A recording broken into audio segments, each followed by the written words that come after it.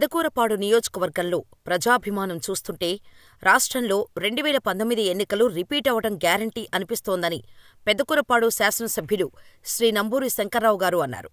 పెదకూరపాడు మండలం జలాలపురంలో ఎమ్మెల్యే శ్రీ నంబూరి శంకర్రావు గారు ఎన్నికల ప్రచారం నిర్వహించారు.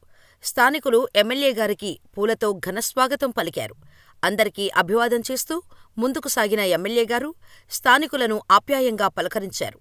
ఈ సందర్భంగా ఎమ్మెల్యే శ్రీ నంబూరి శంకర్రావు గారు మాట్లాడుతూ జగనన్న పాలనలో మీ కుటుంబాలకు మంచి జరిగితేనే జగనన్నకు తోడుగా ఉండాలని కోరారు.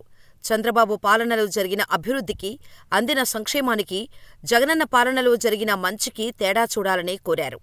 జగనన్న పాలనలో రాష్ట్రవ్యాప్తంగా స్కూళ్లు బాగుపడ్డాయి, ఆస్పత్రులు బాగుపడ్డాయి, దళారీలు లేకుండా సంక్షేమ పథకాలు అందుతున్నాయన్నారు. చంద్రబాబు పాలనలో జన్మభూమి కమిటీల అరాచకాలు మాత్రమే జరిగాయని, మళ్లీ చంద్రబాబు అధికారంలోకి వస్తే అవే అక్రమాలు, అన్యాయాలు రిపీట్ అవుతాయన్నారు.